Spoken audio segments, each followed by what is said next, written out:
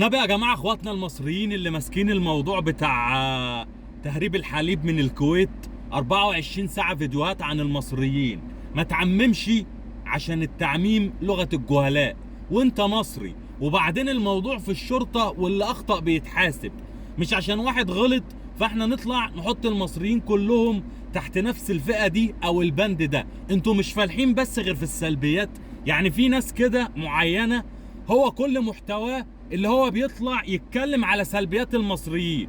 تطلع تتكلم على موقف حلو، تطلع تقف جنب حد، تطلع تشكر في بلدك، تطلع تشكر في رئيس بلدك، تطلع تشكر في ولاد بلدك. لا، الاشكال الضاله اللي 24 ساعه فاتحه تليفوناتها المصريين في الغربه والمصريين بيقطعوا بعض، تحصل كارثه من حد هو المسؤول عنها ولا يمثل الا نفسه، نلاقي كلها عشان فيديو يجيب 100,000 ولا 50,000 طالع عامل فيديو عمال يعيب في الناس كلها. لا والله، ده احنا حلوين قوي وجامدين قوي ونضاف قوي، وعندنا مهندسين وعندنا دكاترة وعندنا ناس مقامها عالي قوي.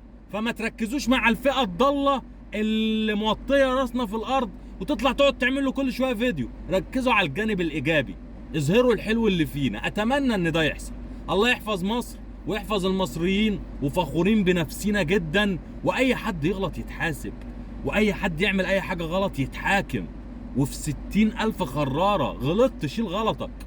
انما نحط كلنا في سلة واحدة عشان خاطر واحد غلط، متهيألي ده مش عدل ولا انصاف ولا احنا كده. الله يحفظ مصر والمصريين، ويرجع كل مغترب لأم الدنيا اللي قد الدنيا بمليون سلام. السلام عليكم.